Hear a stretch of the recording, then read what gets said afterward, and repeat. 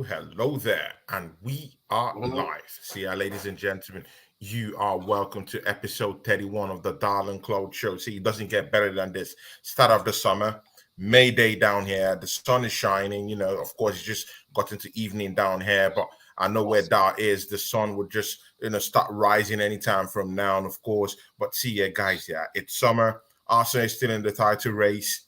We just beat our not London rivals 3-2. Me and Dar will be talking about all these things here. It's here. Even if euphoria came out Tuesday in the early hours of Tuesday, we're having our own euphoria down here. Arsenal is in the title race. We just beat our not London rivals. We just smacked Chelsea Football Club in the same week. Dow, take us through what's going on down here. I've missed you, brother. Episode 31. It doesn't get better than this. Dow, talk to these people. Well, the fact of the matter is, Tony, if we didn't make two mistakes, we're getting out of there 3-0. We're our own worst enemy, brother. Our own worst enemy. Shooting ourselves in the foot. Aston Villa. I'm sorry. I've said it on your show. I've said it on with our TJ and Connor. Shout out American Idiots. The only game we could have afforded to draw in the last few weeks was Man City. The Villa game, unfortunately, I think is going to sink us. I really do. It's going to sink us, right? I think so. I think City may drop points, not in a loss, though, but possibly in a draw. I mean, maybe there's something there, but our only hope is that they draw or lose at this point. See, let's flip the script. Let's flip this. Since we're all flipping the script right now, see, Dow, where does City have to drop points? See, I've seen the whole match schedule. Yeah, they have West Ham, they have Fulham at home. Away at Craven Cottage, so Fulham is at home. They do have West Ham coming into. They have Wolves this weekend. See, they have our biggest rivals, at least in this league, Tottenham Hotspurs. They're gonna play them last. So, are you now trying to tell me right now, Dow, that Spurs have to do us a favor at the end, at the last game of the season, to help us beat or actually draw against Man City, of which, City, a little bit of a boogie team, with Tottenham. They have a little thing going on down there. Do we have to rely on Tottenham Hotspurs to help us do a favor and win us the title on the very final day? Or do you just see Fulham, West Ham, these teams, you literally see these teams take points away from Manchester City to win Arsenal the league? Because this is the position we've gotten into. Other teams doing favors for us. Of course, and it's tell me what's any different than the last few Wenger years, right? And that's the whole point. I'm sorry that Jez, Lee Gunner, OGs like yourself, Tony, have been saying since day one, and this is why Arteta is not prepared for the job, because it's our fault we dropped points against West Ham and Fulham earlier in the season. It's our fault we've lost to Villa twice this season. It's not City's fault, So the thing is that I think the couple of chances to get a draws, possibly, and I'm possibly, right? I'm trying to be the optimist. I'm trying to make the stars align, Tony. Make it a line, brother. Make it a line. I think David Moyes will have them set up to fight, because Northside said it too on the show. Every team in 8 weeks of the season, every team is fighting for points. It's do the rivalries go out the window? There's a point where I could see Tottenham shit in the bed just for City to win it. And I know that sounds conspiratorial and all that shit, but let's go back to about 15 years ago when Tottenham had food poisoning trying to get in the Champions League. They ate at a restaurant, they all had food poisoning, and they lost the game, and they didn't get in the Champions League. So, we had some Arsenal fans that were cooks at a restaurant. Look it up, 15 or so years ago or more. So anyway, what my point is that we cannot rely on Tottenham Hotspur to do us any favors at all.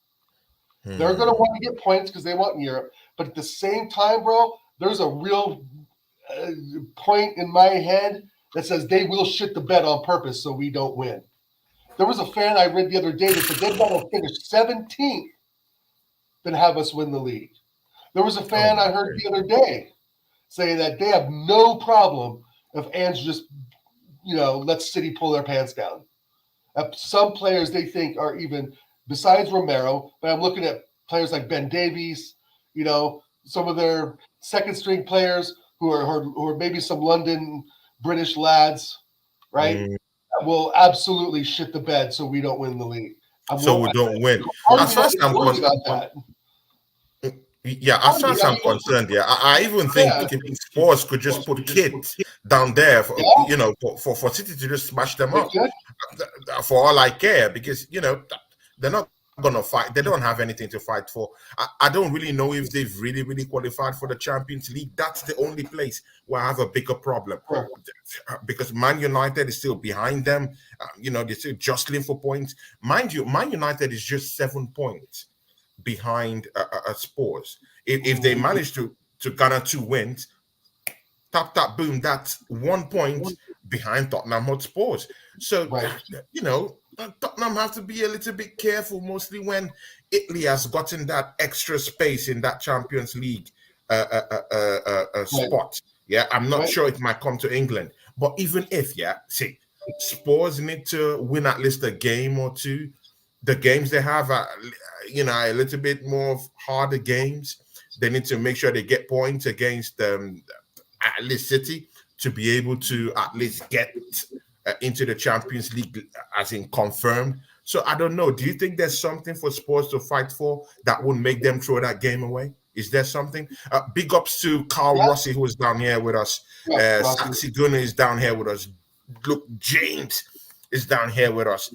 Big ups to everyone who's joined us. Yeah, big ups. Yeah, Oregon Gunner, talk to us. Yeah, I mean, I know it sounds conspiratorial, but the thing is that, you know, it's going to be it's going to be how Ange, you know, sets them up and how the players are going to react to being in this pressure situation. So you're telling me that Man City Spurs is City's last game of the season? Yeah, I think so. Yeah, okay. So it's a tough question, Tony. It's a tough question. You know, I mean, it can go two ways. I mean, it's kind of, you know, it's in our hands because we have to win, but at the same time, it's like I wanted to say earlier that, you know, West Ham could be a bogey for them. You know, I mean, they really could, because West Ham, I mean, I don't know if they have much to fight for. Maybe 6th, 7th place of that. I don't know where they're at the table. But Nottingham Forest was the only team that had something to fight for playing against them. And you saw what happened to Nottingham Forest. They mopped them with the floors, and you know, because Chris Wood couldn't finish his dinner. I mean, Chris Wood was absolutely shit. You know, what was that? You had a chance to. Oh my days, man! It's shocking. I think Chris Wood has to be investigated. And I heard he's a legit Man City fan. No, this is great, man. I heard he's a legit Man City fan. You know, that was disgraceful for him to attempt to do those things. City's second to last game is Spurs. City's last game is Sheffield. So even Sheffield, they're going to probably get battered, but maybe Sheffield will put in a low block. I mean, I know that the crazy Sheffield, forget that. Sheffield's getting battered. Right, but I think even Fulham will probably lose. But I think there's something that David Moyes, because he loves Arteta, you know, will do something. Right? They're not a bad squad, and they can get something.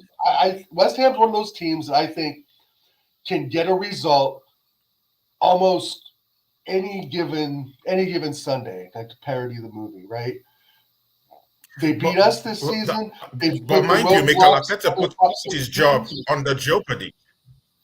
Mikel Arteta smashed him up when he came to the Emirates with a whole lot of goals and put his job in jeopardy. Why do you think David Moyes would have to help Mikel Arteta in anything? It's very conspiratorial to think that other managers or other squads are going to help others win and get placement, right? But I'm just saying that, you know, there's two. I think it would be too obvious if Spurs were to drop it, right? Too obvious if Spurs were to drop it. Do you think so? Are you saying that like West Ham aren't going to get possibly a point? We don't know, bro. I don't know, man. I don't know. One team that I thought that would slow down City's pace was Brighton, but oh my days, Oh God, For dude, City to no. just go to Brighton and just blow them out the water, man, that was something else. So they're very serious. And again, this is City, yeah. It's the business end of the season. It's what they do. I've seen these people literally go 15, 10 games unbeaten and win the title. They've done it Well, before. they haven't lost. They haven't lost a Prem game since December 6th, Tony. So yeah, the odds are against us. But I just, the only real, the saddening factor of it all is that they have a game in fucking hand. That's the thing that gets me the most is they have a game in hand. And it sounds like it's Sheffield of all clubs. But West Ham could put out a stinker. I know it's not looking good. It's not looking good. I can't lie. And I don't want to. It's not. It's not something that I don't believe is very good. Shout out Drew Gunners. Big up to Drew Gunners. Big up to Mac N. Is a Man United fan. Great guy. Subscribe to his channel. It says big up Claude. Yeah, I'm down here with my bro Oregon Gooner. It says big up Claude and the Oregon chances could end there. I mean, So first we got to get ahead of Bournemouth. Now, if we want to go back to Arsenal, first we got to look at Bournemouth. But number 2, United are good, bro. That United game, I think we beat Bournemouth, and we'll talk about that. I'm sure. I think we beat Man United. I'm sorry, man. I think we beat. See, I don't know, man. We beat Man United, man. We should be beating Man United. Yeah, we should. I think Mark would say this Tottenham Hotspur's game, This Tottenham Hotspur game was the one I thought that will really drop points because the biggest rivals in North London, they don't want to see us win the trophy. Right. They will put up a big fight. That's what I thought. That's what happened. They played well. Yeah. They got 62% of the ball possession. They were really that good. They dominated play. Yeah. But it happens that Arsenal scored lots of goals, contrary to the run of play. But again, that's what Arsenal does, And again, Thomas Partey in the middle of the park, he just allow every other midfielder breathe around him, and he mastered that game. Benjamin White, another shining light down there for us. Come on, man, we don't need to talk about Kai Havertz. We can talk about that later on. But again, I just really felt that Tottenham Hotspurs were the ones to actually stop us, but they didn't. And trust me, man, I don't think Man United have the artillery. Old Trafford might be your boogie place to go to, Oregon Gooner, but I don't just think they have the minerals to get them over the line when Arsenal will have literally something on the line. We have to win. I understand, and the Tottenham is fantastic, but if we go 3-0 up at United and it's 3-2 in the 86th minute, then what? That's part of my point I was making as well, is that we don't know which Arsenal is going to show up. We don't. After it's all said and done this season, we can look back and we will look at games to where we absolutely shit the bed. And Arteta didn't know what he was doing, right? Villa, horrible. We lost to Newcastle this season, right? The loss to West Ham, the 4 points Fulham got off us. Those are the games that I'm sorry, but even in the later Wenger years, was the same results we were getting. We were losing to Bolton, Blackburn, right? Every once in a while. We would play great against the top 4 at the time and then shit the bed against Everton, right? On a cold Monday night. We'd need Robin Van Persie to bury one in the 90th minute. So this is why all of us Rat Army people say nothing's really changed. Yeah, it's great in the progress. We've seen progress there, and we've seen some great players come in. Obviously, Declan Rice and Saliba Gabriel. I'm not going to go as far as say Havertz is a great player, but he has scored important goals. But the thing is that we've all seen this movie before, bro. And this again is the time we need to lift the trophy. And if it doesn't happen, that he needs to go because again, Champions League failure, EPL failure within 4.5 seasons. And I do see progress with the squad. I do see progress. I can't deny that. We're playing some great football. It's been said by many pundits, journalists, etc., even fans that are extremely negative, even myself in some cases, Gunner, Rossi, Jaminho. Nah, you're not negative. You're speaking. Well, yeah, but it's criticism. Criticism. You know, it's people are critical allowed to thinking. drop their It's opinions, critical and I'm thinking, an opinion right? sampler. So, for me, And no one so, is negative, no one is positive. right. Just So speak it's and speak about critically what you think thinking about the because game, we've all seen this your movie opinion. before, bro. It's like the progress is there, but then we see progress, but we don't buy anyone in January. So what? Real Mm. progress. You talk about winning the league, Arteta. You talk about doing this and that, but you get us a goalkeeper on loan. I mean, there wasn't one midfielder we could have looked for, not some League Deux player, League One But again, Italian midfielder Oregon ready to Gunner, be in January. Oregon Gunner, are we really looking at the fact? Yeah, because uh, when you look at the City team, yeah, they've been there, they've done that. They see they Right. won the treble last season. Yeah, they won the World Yeah. Club Cup, They won the championship. quadruple last season. Is it that we're pitching Arsenal, yeah, to where we shouldn't really be right now? Mm, Are we going against a well-drilled machine right now? Is Man City just too good for Arsenal to actually top them or best them this season? Or is it that it's Arsenal making the mistakes? Or is it that maybe City are just better and we Arsenal fans aren't really just looking at it from that picture that we have a well drilled machine in Manchester City. They have the best team in the league. They have the best manager in nearly 2 decades that I've seen. you- The- Like, We'll see. come on, man. Like, no, see, yeah, I'm not trying to say this is the case. I'm just trying to Right. say, is this what is really happening? Is it that Man City are just totally good that Arsenal can't really touch them right now? Well, Is that the yeah. I case? mean, bro, the ownership of Man City, from what I've heard, get a percentage of every single liter of petrol sold in the UK. Hmm. Every single liter that ever goes into any car or any sort of automotive machinery that uses a motor and gasoline, Hmm. the owners of Man City get a percentage of that in all of Great Britain. Hmm. So to put that into context, they can buy the best players, Tony. They can buy the best informed players. They can buy players that Pep has rated probably in the past that they just weren't able to get, that they can now go back and get, Yeah. right? You Hmm. know, they've got players like Kevin De Bruyne who can literally make something out of nothing, right? Hmm. He's got to be the best midfielder in the Prem in the last 5 or 6 years, for sure. And they are a well-oiled machine, but they're not perfect, and they're not impenetrable, and they're not the Exactly. invincibles, right? They Hmm. are still human Because beings. if we didn't take our chances, we would have been in a better position right Oh, now bro, in yeah, that game against West Ham where we dropped yep. points in the game against Fulham. The If game we against did, City, where we held get this back, point, we won't be in the same situation that we're right? in right now. We'll be Right? winning the league comfortably without even thinking or even dreaming and hoping that our Right? biggest noisy neighbors will be the ones to save us this season. We shouldn't be in this situation, Dow. We shouldn't be. Yeah, yeah. It's one of those things where I mean, Carl sets it right here. Even if it's a trophyless season, the manager snaked his way into the job that he'll be safe because I truly believe the Crockies just see progress. They're willing to wait on trophies until it's like you said, it's our time, and maybe we are bigging up the squad a bit much.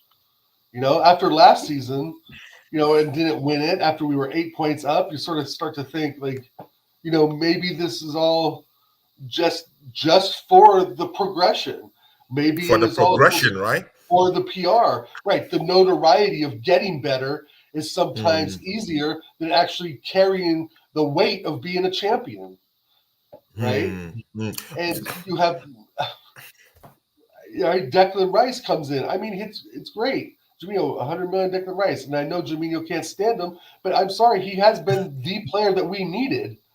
A Mm, player like that, not to say it's definitely him, but Xhaka was getting too old. And then, of course, he goes and wins something. So that's a whole other thing. But, I mean, there's other players out there that I know Jamino would know just from fucking FIFA that would affordable that can do the same job as Declan Rice for probably half or just, a quarter of the less of money. But at the end of the day, Tony, I don't care about the money because it's not mine. Like where's it going to go? I mean, they have, as many of you probably know, they all have budgets for everything. You have a transfer budget, you have a wage budget, you have a budget for the guy that does the kits, you have a budget for the guy that takes care of the grounds. I mean, you have a budget for food. I mean, it's all works that way. It's not like we get all the money, this revenue, and just stick it in transfer budget. It doesn't work that way. And I understand the FFP rules and all that, but 65 million on Kai Havertz, who has, I must say, scored important goals for us, right? We were wanting them out the first 3 games, telling them Fabio Vieira was better. Let's not forget the past, right? It was just the other day practically, but he's turned into someone who's very valuable right now, and it seems to be like his 65 million maybe wasn't so over the mark for what we've got in return so far this season. And of course, he has, I think, another 3 or 4 years on his contract. So if he gets worse, out the door. I want him to get better. He's got, again, it's not our money. The players they get, we have no say in that, bro. So there comes to a point where you can only somewhat back the player, right? You can always back them because they have the shirt, but if they're shit, don't play them. I think Arteta is starting to learn that a bit because he hasn't played Jesus much. He didn't play Zinchenko in the last couple of games. It sounds like Jesus is probably out the door. I forget which club, maybe Napoli, which would be a perfect fit for him. But let's be honest, 2 bad knee injuries in 2 years, 2 surgeries. It's just his time's up. He's got to go. He's got to go. I think there's going to be more progress. And hopefully I heard he's going to be available in the summer. That's the rumors in the streets, right? That Gabriel Jesus is going to be made available at the end of the season. But we need to find someone. I'm not advocating for anything, but I think time is up. We need to, restock and go into the market. We keep Jesus, he gets an injury, and then what? I mean, it's just such a waste of money because I'm sure he's on 250 bags a week or so. Exactly, man. It's big money. It's big money. I mean, you can go and get a more potent striker. Right. But I think Osimhen is kind of out. I'm sure the rumors I've heard, he's pretty much signed to PSG. So I think Osimhen is done. Osimhen is gone. Again, there are a host of strikers. There's Gyökeres right now. Go get Gyökeres. Come on, man. Vlahovic is still in the offing. There's Zexi guy up. You're talking about Gyökeres, one great player, one great year at Sporting Lisbon. One great year at Sporting Lisbon. Then who do we bring in? Who do we bring in? Because Ivan Toney, forget about Ivan Toney. He's not coming to Arsenal. I don't want him. Mikel Arteta doesn't do well with those kind of personalities. Ollie Watkins and Diaby from Newcastle. I mean, we need a winger too. Ollie Watkins, bro. Does he have the profile of Arsenal? Does he? Yes. Is he that kind of guy that could? Yeah, and I think he's an Arsenal fan. Ollie Watkins. He's not my first choice. I want somebody with more of a European pedigree. Like for me, bro, I want Lautaro Martinez, and I know I get pushed back on that, but even better than that is Marcus Thuram. Martinez. He missed the penalty in the Champions League or so. Hey, everybody misses penalties. Soccer misses penalties. I get that. Openda, right? I mean, I think Openda's a Mexican goalkeeper. There's player Isak, right? Isak. See, I would take Isak over Gyökeres all day long, bro. All day. But I don't think he'll count. But the problem with Isak, see, I heard that problem. I heard that problem. See, I got that problem when I was being asked on a show where I went to, and they asked me, Tony Claude, would you want to get Isak in? I said, see, I have no problems with Isak as a striker coming down to Arsenal. But this kid, has got injury worries. Even this season at Newcastle, he missed a couple of games for them. And not just a couple, it was a handful of games. He has a checkered history, a checkered injury record. And it dates back, not just from Newcastle, but it dates back from his days at Real Sociedad. By the way, was a good, prolific striker for Real Sociedad. But most of his hit map and his tempo was cut short by injuries. Same thing with Newcastle, missing games for important games, by the way, for Newcastle United. So that's my problem with him. It's the injury worry rather than his quality. And when we're talking of injuries, we do have Gabriel Jesus, who's walked straight right in to injuries, gone out of injuries, come back from injuries, and he's not even, no rhythm, nothing. I don't want no more injury-prone players. So that's the problem. Do we risk it on a player with a profile like Isaac, score some certain kind of goals, and mid-season when we do need him to shoot down Spurs, to shoot down Man City, and then it's missing from the action? Is that what we want? So, we get Isak, like Jamino says, we keep Trossard to Havertz, right? If you get rid of Jesus, that gets rid of, the shit stain, and then you replace it with Isak. He plays until he gets injured, which Arsenal do know, and Saski Guna called it out as well. Odegaard played with him at Real Sociedad, so there is some linkage there. Yeah. There's and it's not our problem. Yeah, he's injured for new. Isaac is a new contract talks. Mama Flossie throwing it out there already. That's great. Big up Mama Flossie. Big up Drew Gunners. That's my brother. That's my guy. Guys, see, go subscribe to Drew Gunners' channel, his gaming channel. He's getting work done on that channel. Yeah, he's doing some stuff down there. Go check out my guy, Drew Gunners. And of course, Oregon's Gunners channel. Go check it out. Sasuke Guna is down here with us. Big ups to you. That's my brother too. See, big up to everyone who's joined us down here. Mama Flossie, Lanre Adebambo, that's my guy. Jaminho in the building. Luke James, big up to you. You guys are the real ones, down here. Messing up with us down here. Big up to you. Here today is down here with us. See, guys in the charts. Do you guys want Isaac to come straight right into this football club? You guys know his injury worries. Do you guys want him? I need to see what you guys think about it. See, Oregon, let's talk about this. Nobody is talking about Liverpool bottling it. Have you seen that Liverpool is getting a pass? No, let's talk about it. Let's talk about it, because it's easy, to say Arsenal bottled this, Arsenal bottled that, Arsenal bottled this. That's what's in the mouth of Arsenal fans and rival fans alike. Good and okay. But in here, we're seeing them drop points to Crystal Palace, drop points to, who else did they drop points to? Who beat them the other day? West Ham. Dropping points to others people. No one is calling it bottling. No one is saying that they dropped the ball, but instead they're getting a pass. But Arsenal isn't getting a pass. We went bar to bar with Man City last season. I will call it, we bottled it. Yeah, good. Yeah. How about what's good for the goose is good for the gander? How come Liverpool is getting a pass in the streets? Last season, Arsenal weren't meant to be in a title challenge per se, right? We're thinking of top 4, and then we went on and did that challenge. But in here, I'm hearing Jamie Carragher coming out and saying, you know what, this Liverpool team have actually overachieved. Are you serious this season?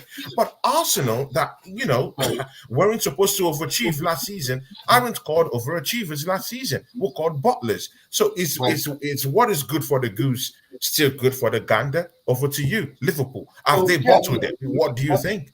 Absolutely, they bottled it. Absolutely. You cannot lose to your biggest rival. Shout out to Neil putting Everton in there. You cannot lose to Everton and expect to win the league at the last 6 weeks of the campaign. Hey, Salah's lost a step. I've said it before. Virgil van Dijk's lost a step. I've said it beginning of this season when they were getting beat. Virgil van Dijk was looking like garbage, and he played better throughout the winter months as they started to gain points. But the thing is that, when you're as influential as Jurgen Klopp, and you get they had 3 wins in a row, and it was looking like they might do it, and there was some mumblings about Liverpool in the end, and then he announces he's going. Oops. Bad timing. And now they're bringing in a new manager from Feyenoord and Slot. Arnie Slot. Come on, man. Right, but because the Sporting Lisbon guy, I don't know, Jamino. The way you call that name, man. Oh, you actually modded that name. Slot. Arnie Slot, Americans. Americans. Arnie Snoot? I don't know. I don't know, bro. So, but the way you call that name, it just seems like two... like 2 women popping it in the club. I don't know what they do, but maybe they're like... dirty Arnie Slot. No. Talk to us, man. Talk to us, man. Females in the chat. No, it's not. Hey, That's the thing. Mm. The Sporting Lisbon manager, thank you, Jaminho Omorium. I don't know if he just said "F you guys" and took off of the contracts, And or he took off. they've canceled them. I don't know. I don't read I much actually about heard what he went to Liverpool do Chelsea behind the Football scenes. Club for. I actually went. I actually see. Yeah, the noise about Amorim was that he went to West Ham. He went to London to have a meeting with West Ham. That's what's in Okay, the news. But oops, that would make there's a more big sense. U-turn in the news. The news making the rounds is that he went and sat down and spoke to Chelsea Football Club. Chelsea, Plot okay, twist. How about that? So, interesting. I'm Talk just in. saying, because the word on the streets here is that Pochettino is leaving at the end of the season. And come, yeah, see, you don't need to imagine that because, come on, man, look at Chelsea, over £1 billion spent. Look at how that Oh, team is good. looking shitty. The They still need disarray. a striker. He They ain't still doing need a that. defender. They still need a midfielder. Enzo is He overrated. needed Carlo Ancelotti or Silver is something. the He most needs someone who can steer the performing ship. central defender, and he's old. He's old. I think he's heading 40. I'm sorry, I have nothing against 40-year-olds. Come on, guys. Yeah, Well, that's good. I mean, they still need wingers. They still need Yeah, central yes. defenders. They still need Yeah, all this. They still need wing backs. They still, oh, bro, they come need on, a man. £1 billion yeah. spent, and the club still looks shitty. And again, one of their rivals bit them up just this week. This past week, 5-0. It's not a good look. So, you could Right. definitely imagine Amorim coming for a meeting and sitting down with the Chelsea big wigs to have a talk. See, I think that's if he gets offered the Chelsea job or the West Ham job coming from Sporting Lisbon, you take the West Ham job. I mean, like the Chelsea job's a complete mess right now, and that's why they would need someone like I would say like Ancelotti or someone who commands a ton of respect, can actually sort things out and get a starting 11 that can actually score goals and defend. The last thing Chelsea needs is another young and upcoming manager. I mean, it's just all the more power to him. He's just going to fail and get fired anyway. So, if you want to kill your career as a young manager, you want to destroy your career, you can go to 3 different clubs: Arsenal, United, and Chelsea. United and Chelsea especially, right? So, hey, we don't care about what Chelsea do, Tony, because as far as we know, like you said, we put a Tonkin on them 5-0. That we left their dick in the dirt, water under the bridge. Go back to Stamford Bridge. Go figure out your own problems. Go set yourselves out. Yeah, exactly. Here, Our problems coming up is that we have a very informed Bournemouth team that will want to stop us, right? But beyond that, and I like to look beyond, as many of you know, you got to look beyond. You can't just look at the traffic light in front of you. You got to look at the cars down the road, right? But I'm very worried about Man United. And not that they're going to beat us 4-0 or something like that, but that they're just going to stink the place out and play normally because they've been absolute dog shit this season. And for us to think that they're not going to, be up for it is truly wrong. They will be up for it. Not that they're going to go out there, like I said, and get a 3-0 win or some bullshit, because I don't think our defense is going to let that happen. But it's not going to be easy. I mean, they're bad, but Bruno Fernandes can pop up anytime. They don't have much comedies out. You know what? Yeah. But Man United fans were saying they were gonna come up to the Emirates and beat up Arsenal and stuff like that. Yeah, we saw how it ended. And our team wasn't even as coordinated as we are right now. I think we're more coordinated. I think Kai Havertz is a very, very awkward player. I think he has improved. It might hurt lots of people when I say this. Mikel Arteta has improved Havertz, but again, that's his own doing. He brought the player in, so if he improves him, it's not credit to him. Yeah, because he brought him in for big money, so it's not really credit because you spend big money on that player, so you should get him working. You should expect either way. I don't want to give him credit for something he's supposed to be doing. Yeah, exactly. So I'm not crediting it to anyone, because you spend big money on him. He's supposed to work for Arsenal, so he spent big money. But again, he's got Kai Havertz improved scoring goals. I think it's a little bit awkward for Man United defenders to handle. I don't think they can handle him. I don't think they can actually handle Thomas Partey, who brings that stability to our midfield, who has brought that versatility. You know, our midfielders are more stable. They're passing the ball around, looking good. Yet the Tottenham game was a stinker in the midfield, but that's for obvious reasons. Wild Hart Lane, you know, the screaming crowd. It's a high-pressured match, you know, and lots of shenanigans going on, even off the field per se. But it's a more different game when it's a more settled game. Yeah, Old Trafford, I know the fans will be shouting, but again, Old Trafford isn't as scary as it used to be. Right. You know, the players aren't that scary as they used to be. The rivalry's still there. I know, but McTominay looks like a clown. Casemiro is like a dead king. I mean, Rashford is a shadow of himself. I mean, these players aren't what they used to be. They're no more bullies as they used to be. I really do think that we have something to fight for. If we go to Old Trafford, we can be able to beat these guys, take a win, and get out of there. I don't see them stopping our midfield. What I worried about is another Aston Villa. What I worried about is we have another Aston Villa. Is that we put the pressure on.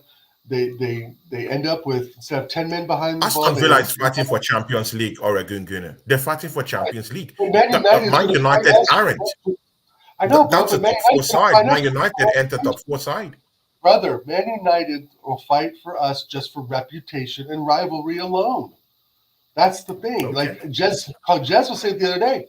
He's like, if I was, still in my 30s or 40s, I'd be over at Old Trafford because it's one of our biggest rivals. And who's saying Marcus Rashford can't sneak out a 1-0 win against us? That's I'm worried. Like, if we perform like we did against Villa, bro, they're going to draw, right? Or they're going to beat us 1-0, right? But the fact that, they're not, you're absolutely 1,000% right, Tony. They are not the threat they've been over the last 10 or 15 years, right? But have we? We've been the threat the last couple of years.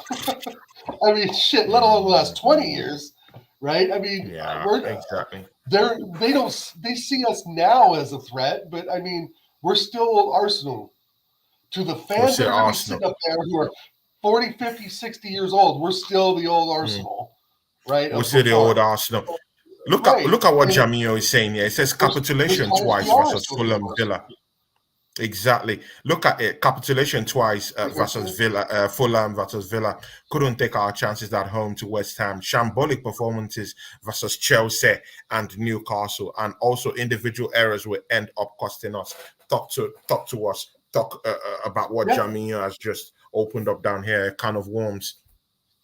It's right. It's individual errors. We just saw it against Tottenham. The David Raya mistake. What the hell are you doing? Oh, my days. Right? I mean, if we do that against Bournemouth, they could beat us. If we do that against United, could beat us, man. They could beat us. And that's the thing. We are our own worst enemy when the pressure's on. True. We saw it last year. We've seen it already this year. I mean, and I swear to God, Tony, going back to Tottenham, if there's no VAR, that Van der Veen goal stays. It stays, actually. He was inches offside, It was bro. inches offside. Inches. And in the rule of law, for what I remember, the rule of the game and the laws of the game is the evidence of doubt or reasonable doubt goes towards the attacker. That you get the attacker in those situations, they used to give the advantage to the attacker. And now VAR's changed that. Right? I'm glad they VAR'd it because if it was going against us, I would want the offsides as well, right? I wouldn't want I wouldn't want the offsides, right? I would want the goal. So I just, and this we've seen mistakes already. So I feel pretty secure about Bournemouth. I feel like we don't make mistakes, we win 3-0. It's kind of my prediction, right? Maybe 3-1. But again, Bournemouth have come a little bit with some form. Dow, what do you have to say about that? They beat Brighton also. I guess if Starsky and Hutch shut down Solanke, if he doesn't get a sniff, they ain't scoring, bro. Let's be honest. Solanke, he's ready to come to Arsenal. No thanks. He needs many, many years of experience, and he needs time in Europe before he can even think about Arsenal. But you know, is a Tottenham fan. Stop the cap. He's a fucking Arsenal fan, Elias. Elias, Smoking that Malaysian Elias, crap. I didn't see you again after we beat Tottenham Hotspurs. Where were Maybe you? he is a Tottenham fan. Where He were needs to you? change He his, snuck along. He ran away. He ran away. No, the thing is this, Tony. The thing is this: is that it's errors. It's errors that have cost us. It's errors that have cost us. So when we play air-free football, we win. When we play, you know, but when we play Tottenham and make errors, we still win. So what can you say about that, Elias? But the thing is that we need someone who can actually get us 20, 25 goals. Exactly. And Thuram is the guy. Lautaro Martinez, I know the jury's still out on him. Some people say he's whack. Some people say he's great. I think it's fantastic. And the way he would fit in is just with speed and pace and on the counter. And he's just very mobile. And I think he's a smarter player than Jesus. He's an actual goal scorer. Whereas, you know, Jesus is just everywhere. And that's what I'm saying here. That's how he would adapt. Yeah. I think he would fit in perfectly with Saka and Martinelli, even if Martinelli is here or not. I don't know about that. I mean, I think he's even been on the chopping block, but I want Martinelli to stay because he hasn't had the best season. And I think he's still got 3 years left on his contract. But again, that has to be reviewed. Yeah, that has to be reviewed. Right. Should we be keeping players just for the sake of them to stay in this football club? Or they should be, because if you look at teams like City, yeah, they're very ruthless. If you're not, Calvin Phillips came into that team, he wasn't producing. Under a year, tap, boom, he's out of the football club. It's simple. It's either you produce or you get out of the football club. Do we have to keep, just compensating for having Martinelli there, Gabriel Jesus there? Like, can't you go and get No, I'm sorry to interrupt you, but I think Martinelli still holds more value than anyone on the bench, if that makes sense. We can get rid of the Nketiahs, the El Nenis, but I have no problem keeping Martinelli as a substitute, right? I know there's better wingers out there. We know that, right? I can name two of them right now. Yeah. Samuel Lino and Salvio from Rafael Lau. Come on, bro. Leroy Sané, for fuck's sake. I would take him in a Leroy Sané. Right. Leroy Sané. Right. So, I mean, that goal he scored yesterday was absolutely phenomenal. I don't know if you saw the highlight. Jesus Christ, he's a great player. Oh, my days. He's a world beater. But the thing is like, do you put Martinelli in the bunch of players to leave? Is he in the El Neni and Nketiah range? No, he's better. No, he's not. He's better, not. Right? He's not. So when you go to get bench players, you don't want that drop off in quality like we have. So I have no problems keeping Martinelli just because, the season, like last season, 15 goals. This season, 6. Major drop off. Still isn't lifting his head up. There's still things that he needs to improve. Drop off. But let's be real. He's 21, 22 years old. And I don't want to use his age as an excuse. But he would be a perfect bench player for us that I still believe would keep the level of quality we would need for players coming off the bench. He's better than Doku, right? He's better than some other wingers. He's probably not as good as Jared Bowen. Right, Jared Bowen has had a great season, but Martinelli had a better season last season than Jared Bowen had this season, right? So where's the real? I mean, that's the thing is like his goal returns to matches isn't the best, but again, he's Brazilian, he's fast, he has flair, he can create great things. But maybe Arteta again is doing the Aubameyang thing and playing him too far out wide. Right, I don't want to make the whole show about Martinelli, but I mean the drop off. But I don't mind keeping him, because I see value in him, much more value than I see in Nketiah, El Neni, Fabio Vieira. I mean, right? So the but again, that someone needs to go. But again, that someone needs to go in the strike force, Oregon Gunner. Someone needs to go because right now, no one can say Kai Havertz is going. He's going nowhere. What he's done, he's going nowhere. In fact, that's the one reason why Arsenal will keep him. You're not a football club, right? So they will keep him. Havertz is going to stay. That's for sure. Gabriel Jesus. is one of Mikel Arteta's favorite soldiers. Yeah, let's don't get it twisted. Will he leave? That's another thing. Martinelli hasn't produced this season. Trossard, one of our most technically gifted players. Mikel Arteta, I feel Arteta doesn't like him, but with the performances he's dropped, I think that's you know, I don't think he's going. I think that's changed right now. Yeah, he's not starting games. Martinelli's now on the chopping block. All of a sudden, Gabriel Jesus might leave, and these are his favorite players. So you know, something might happen. But a striker needs to come in, and someone needs to give way. Right, and it's got to be Gabriel Jesus. Well, because of the injury record alone. I mean, Martinelli's been injured off and on, but Gabriel Jesus was out for months last season. And during the World Cup, he got injured. You know, so, I mean, Gabriel Jesus has got to go. He's even said he's not a striker. You know, we need a bona fide striker up there. And I would be willing to give a punt on Martinelli to be up front. Because it's he you know, when you're up front, you don't have to dribble through pacey left back or pacey right backs, right? You don't have to create on the end. You can get the ball, be direct, and go. I mean, he's direct. Yeah. He gets the ball, bro. He's gone. And he's obviously far better than Eddie. And I just think that there's a real question to be asked. Is Martinelli up front? Maybe he plays behind Havertz.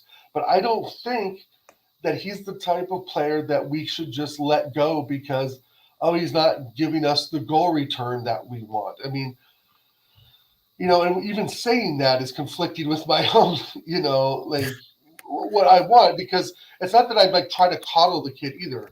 I'm trying to say keep him as a bench option so the drop in quality isn't as deep as it is now. Yeah, it is now. Another winger. And I want a winger that can play on the left and the right side because they have to be versatile. And I know that's kind of a buzzword and shit and people don't like it. But it's true. If you're a top winger, you should be able to play on the left and right side. You know, and Martinelli Oregon Gunnar, I want to take your take on this one quite quickly because I want to keep this under 1 hour. Thomas Partey is emergent at the final part of the season. This guy has turned into a different player. See, there were calls for us to sell this guy. Do you want us to sell him with what you're seeing right now? Do you want us to sell this player? Do you want us to sell this guy? I would keep. I would sign Thomas. Jorginho has been given a new contract. And with what I'm hearing, word on the street, he has been presented a new contract, and he is likely to sign and take that contract. Of course, and stay in London. See, guys, don't take my word for it. That's what I've heard on the street. And my sources are really, really, really connected sources. So, you know, I heard that. I'm telling you, man, connected sources. They're saying round the corner that a new deal have been presented to Jorginho, and he really loves the deal. Note, guys, they said, my connect said that he loves the deal, and he might likely stay at Arsenal come next season. Do you want to see this thing, Oregon Gunnar? No. And there's a part of me that only wants I want Jorginho out. I want Partey to a 1-year contract. Partey just to a 1-year contract, and then I want Oregon Gunnar is cold, man. I want it's cold, bro. It's cold. I'm gonna start name dropping, bro. I'm gonna start name dropping. You know, and I don't want to be that guy. You know, Yusuf Fofana, go get him. Zubermendi, go get them. If they sell these players, bro, and bring in shit, this is what I'm worried about and why I don't want Arteta and Edu at the helm of spending money because I have no faith in the players they're going to bring in right now. I mean, we're all in the mud in some ways over Kai Havertz, but it is what it is. Even Nicholas Bettner scored important goals for Arsenal, so let's not forget that. Big up Bagav. Yeah. You know, I am not convinced that they're going to. I'm not convinced that Edu knows the European market that well, and I'm not convinced that they will find a suitable replacement for Thomas Partey, someone who can run, play on the ball, strong, knock the ball away, intercept passes. You know, there is a player, though, I do have my eye on, and he hasn't had the best season. It's kind of been injury ravaged, would be Ryan Gravenberch from Liverpool. If we were to snag him now, he is very much in the ilk of Thomas Partey, without the experience, obviously, and you know maybe his injury record is the best. But I'm talking about tall, powerful, strong players, right? Strong. Thomas Partey is a strong player. Jack Grealish threw him to the ground. But Thomas Partey is a strong player.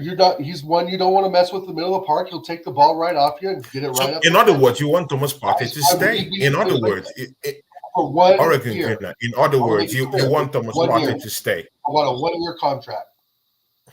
Yes. Okay. Thomas Partey can stay. Jorginho can hit the fucking road.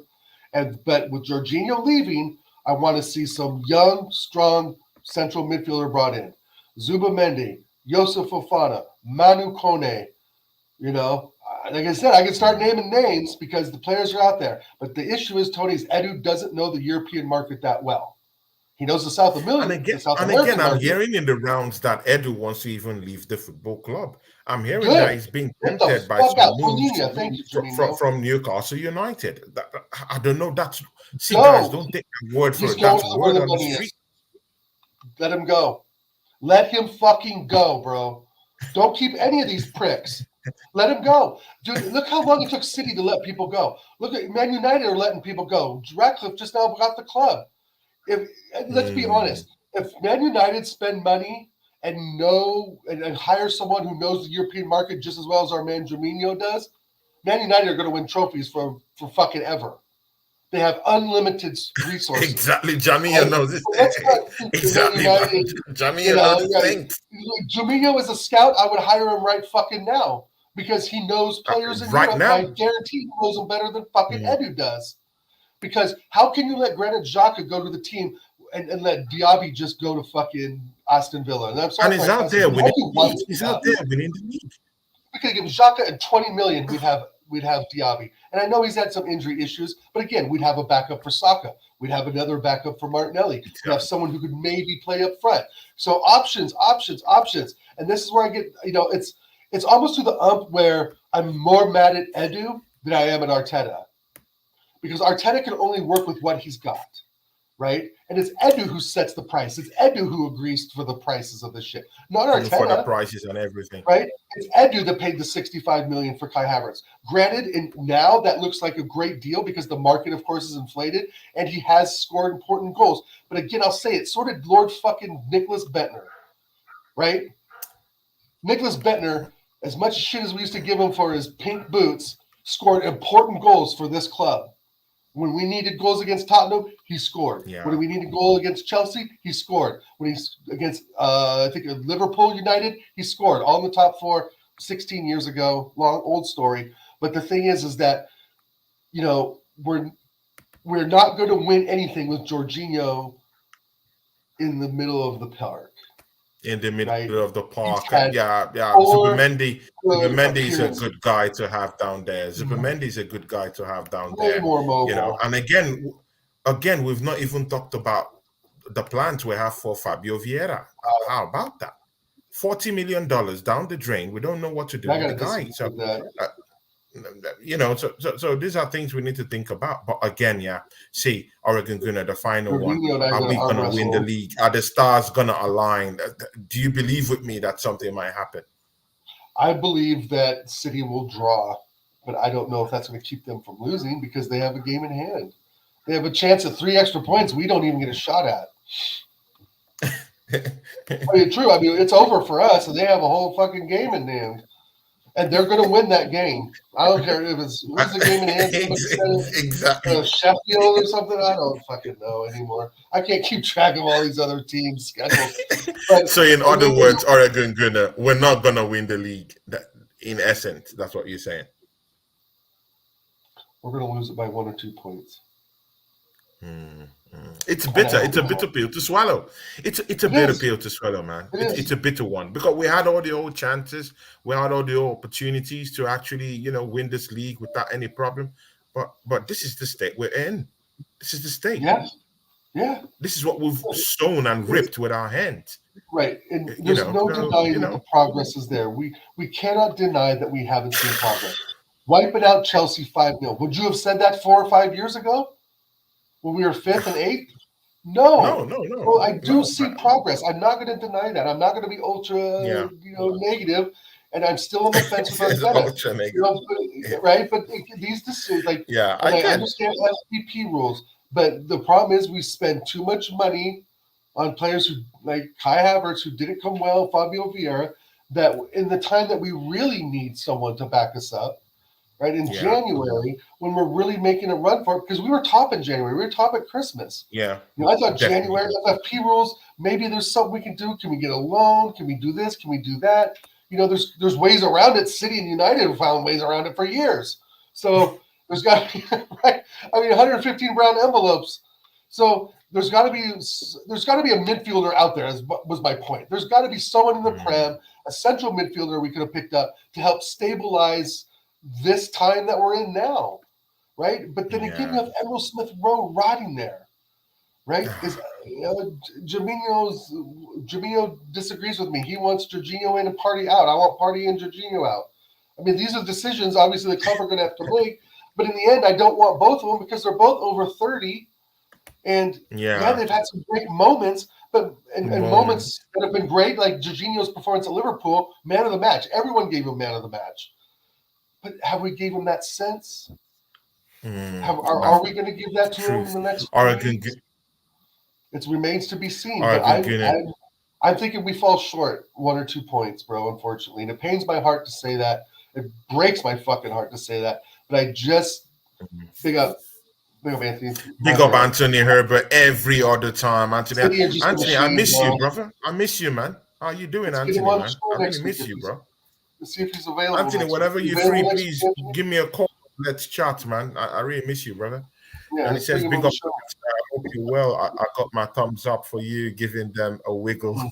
Okay. Big up. I mean, Jorginho's got great comments. Rice does the defensive work that Partey would otherwise do. Rice plus Partey is too defensive. Rice plus Jorginho is more balanced. I get that. But again, there's this balance. Rice and Partey just opened up Chelsea 5-0.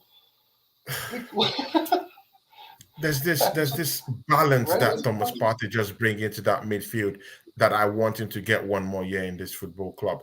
If we watch till January,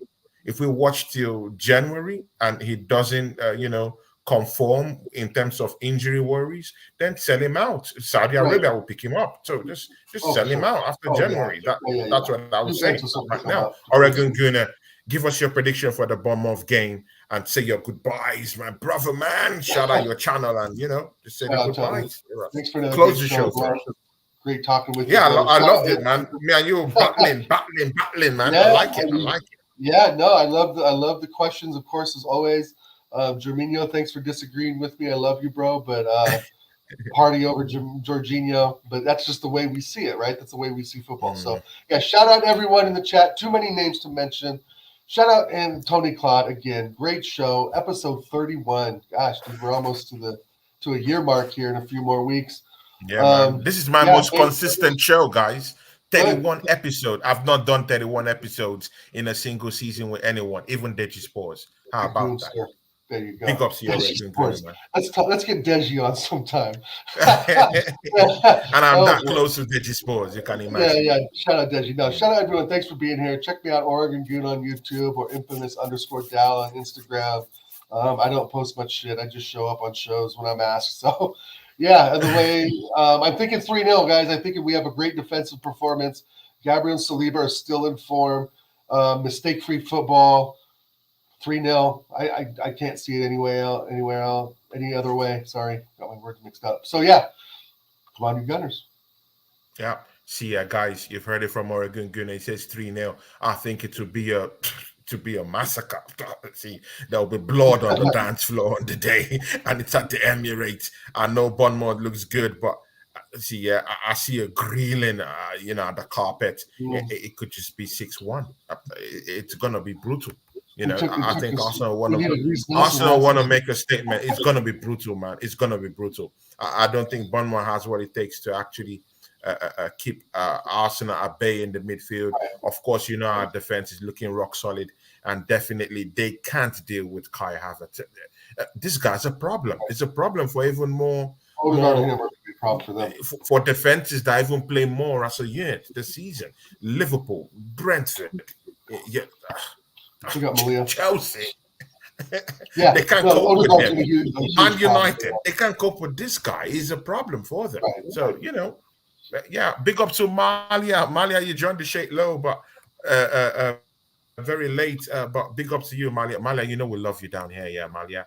Malia, Sure. please, before you go, make sure you put down your prediction for the matchup against Bournemouth while we go watch the Champions League matchup. See, Oregon Gunner down here. We did episode 31. And you know, nice chart with you know, with my brother Oregon Gunner, most consistent show this season. Thanks, Malia. You know, I just had this you know, this good fade down here for the people. You know, you know. I have to go, Thanks, check in with my barber here pretty soon. You have to go check in. I didn't check in with a barber. I actually cut myself, but you know, use a haircut. Little hair that I have. Oh man. Exactly, man. But see, Dal, I think your hair is your blessing. Keep your hair, man. Come on, it is. That's don't it's cut like it off. Samson. Bro. Even if you need to cut it off, just